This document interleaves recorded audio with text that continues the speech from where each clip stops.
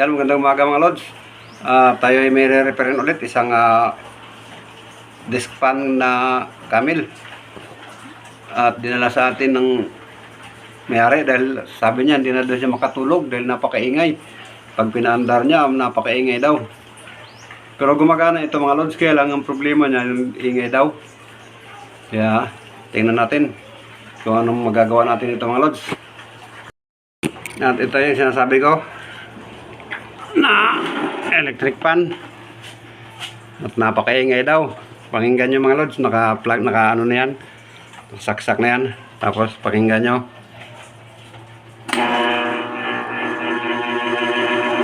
Yan mga lods, napakaingay. Tapos number 2, medyo humihina yung ingay pagka number 2. Number 3, medyo okay na pag number 3. Yung number 1 problema niya mga lods, 10 yung number 1. Ano? Akala mo barko. Kaya umpisahan agad natin to. Duda ko dito, busing mga lods. O kaya spacer, baka basag na yung spacer nito. Yun lang duda ko dito mga lods. Dahil kondisyon naman siya, gumagana naman.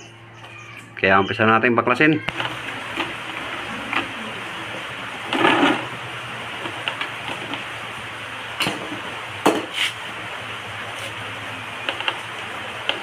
Yan, pasensya na mga lods dahil umuulan kaya maingay.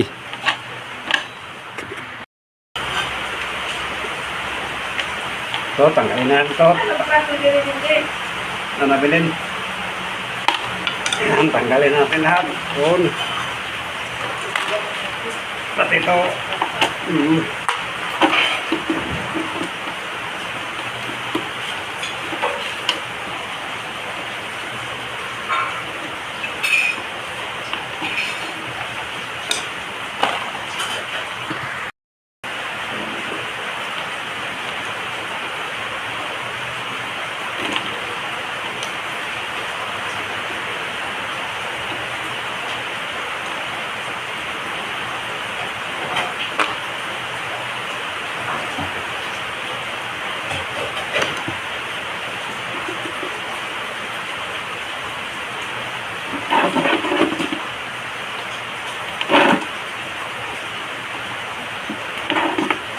Bakit kaya maingay ito? Napakalambot lang na. Napakalambot lang mga lods. So, bakit kaya maingay?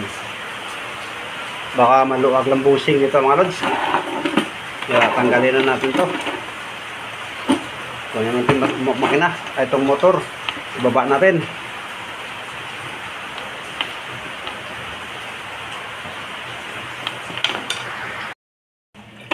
Yan, tanggalin natin ito mga lods para mahila natin. Para makuha natin yan, ganyan mga lods. Tapos magsasapin muna ako. Sapin na natin mga lods. Tapos tanggalin natin tong tornilyo dito sa likod mga lods. 4 na piraso yan. Yan.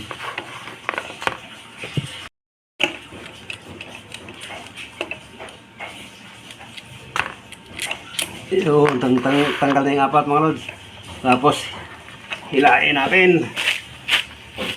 Tingnan natin itong bossing nito mga lods. Yan.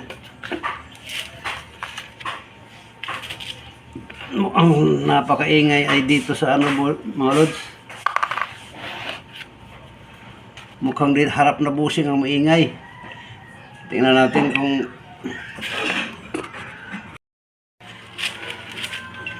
eto na mga lods. Palitan natin ito ng busing. Tanggalin natin yung cover.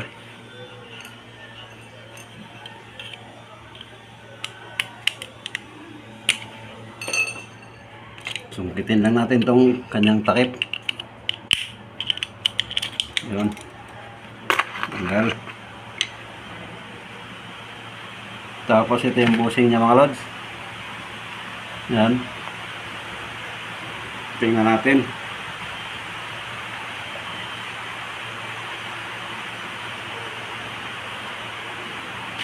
Linisan natin.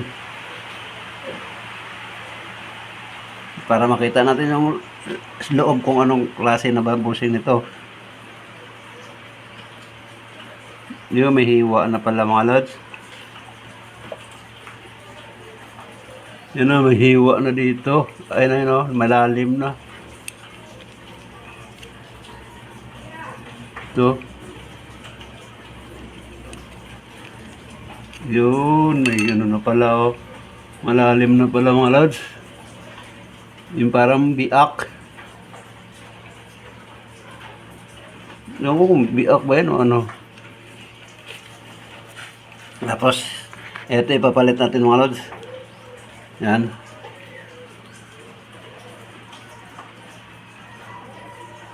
Parang biak talaga ay ano, yung pahabang ano, guhit. Ito ipapalit natin mga lods. Tabi natin yan, baka mapagkamalang yan. Ito ipapalit natin. Lagyan natin dito. Yan. Lagyan natin dito mga lods.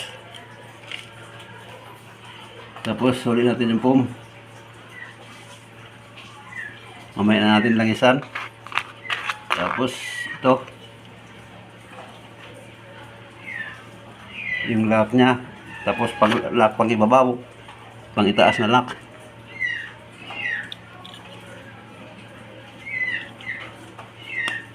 Yan.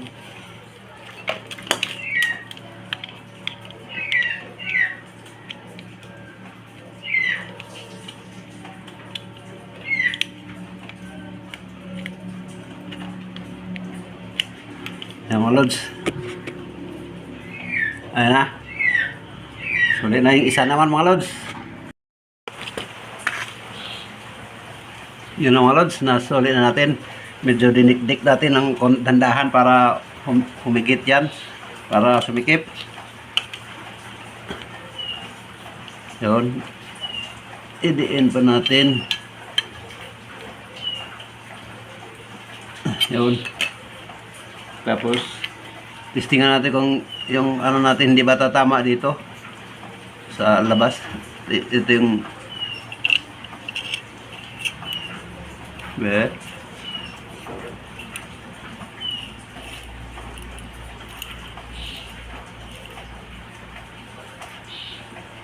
ay, medyo okay lang mga lods.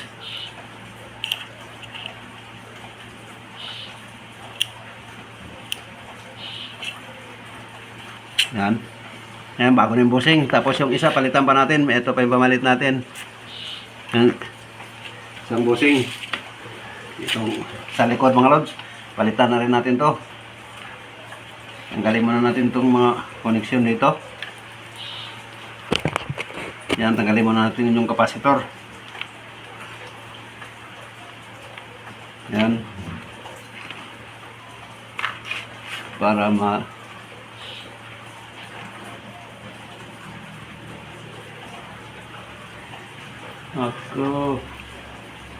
malap. Subukan natin i-atras.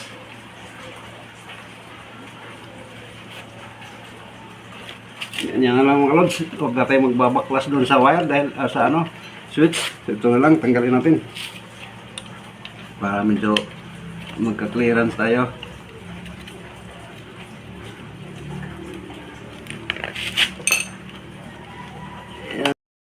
Yan, talian mo natin mga lods.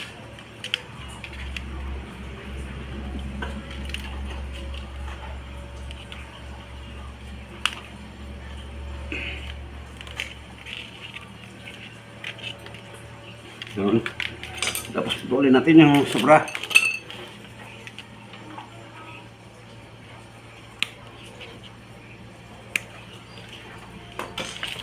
Yan, tapos itong bushing dito mga lods, palitan din natin to. Sikwatin lang natin itong cover. Yun.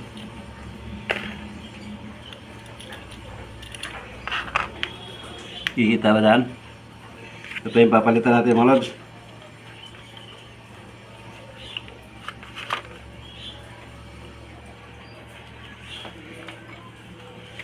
Ito yung papalitan natin yung bushing.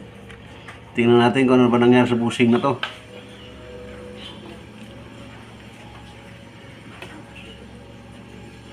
Bakit napakaingay?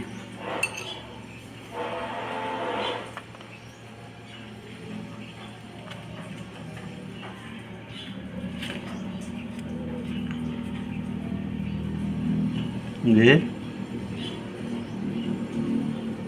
Sus, may tama na rin mga lods. Kaya palang ingay, oh.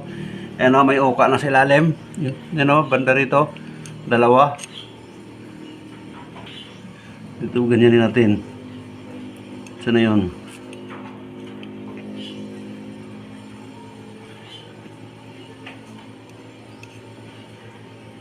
Dito, nakita kanina yun. Yun, yun, oh. Pero hindi nyo makikita dyan siguro mga lods. Yun, oh, sa taas na yun. Andoon sa loob. Kaya palitan natin to. Ito yung pamalit natin. Ito.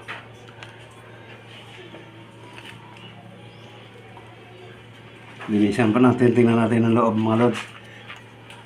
Dahil ito ay ano lang din. Nakuha lang din natin to sa isang electric pan. Tapos silipin natin. Ito wala pa.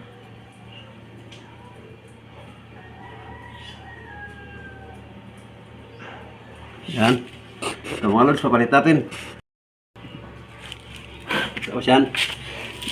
Medyo malayo lang mga lods. Dahil lapit natin ng konti. Yan. Lagay natin ang bushing. Yun ang bushing. Tapos yung foam. Tapos yung lock niya mga lods. Yun. Tapos pang ibabaw na lock. Pang itaas na lock. Tapos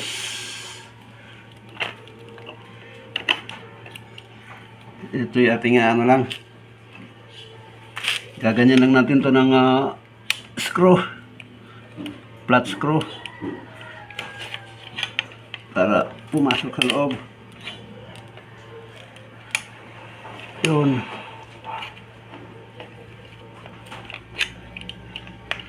Ano pa? Sunda. Ito dito.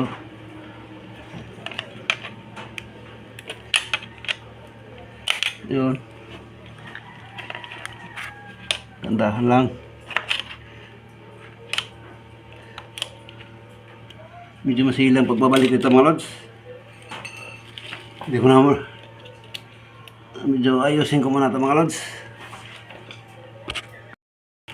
Medyo mahirap din magkabit itong cover pang itaas mga lods. Kailangan seat lang. Yun. Pasok na mga lods. Tapos i-align natin deh. Yun, matigas na. Tapos ano lang natin itong ibabaw niya mga lods dahil medyo na-deform. Yan. Ayusin lang natin.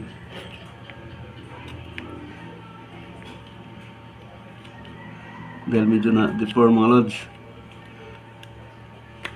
Yan. Tapos tingnan natin kung yung spacer hindi ba sasabit.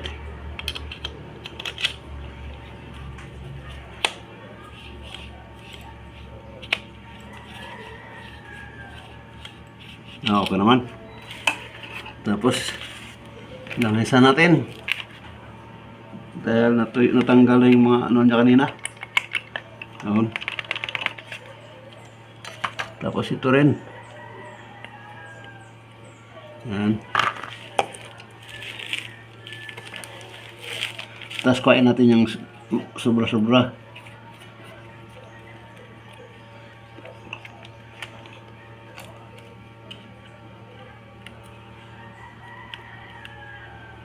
Yan.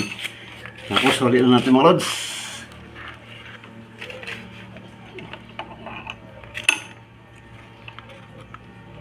Tandahan natin dahil baka may mapatid.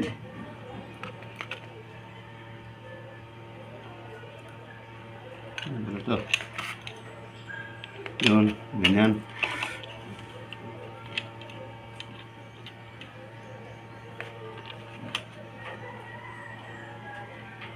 Yun. Yan mga lods. Tapos itong isa. Hindi pala nakita. Pasensya na.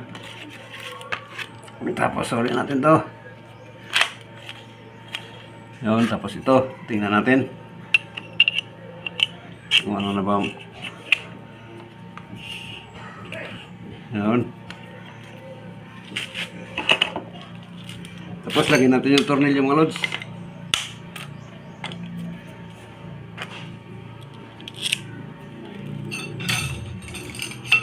Tingnan natin kung maingay pa ba.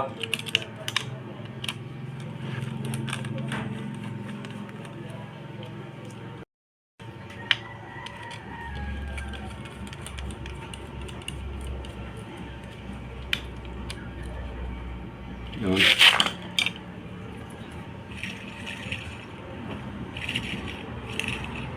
Tapos tayo natin. Mamaya na itong swing arms. Ito muna. Itong kapasitor mga lods. Yan, kabit natin yung kapasitor.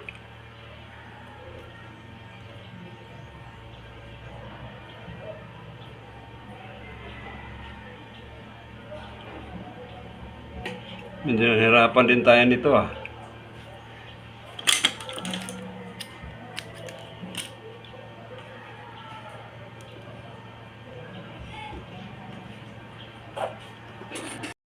Yan, balutin muna natin. Pa-temporary.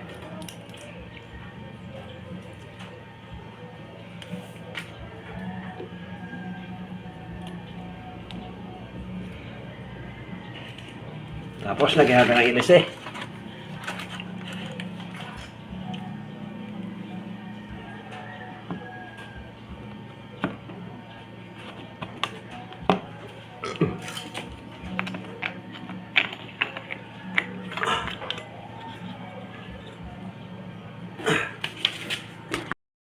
Yan, tapos testingan natin mga lods. Isasaksak natin.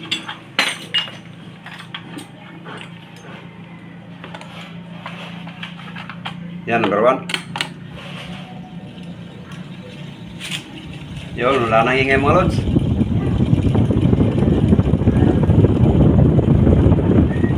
Number 2. Yun, napaka-smooth na mga lods. Ayos. Number 3.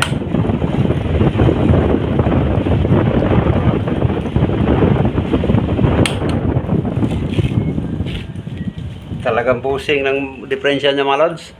Puro may oka ng dalawa. Kanina napakaingay, parang aeroplano, parang barko ang andar. Ngayon okay na mga lods. Number 1. Oo.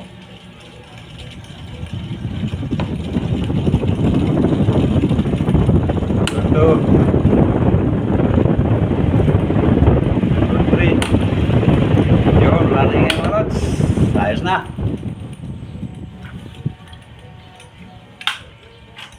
At babalik na natin tong cover mga lods para masuli na to sa may-ari. Yan.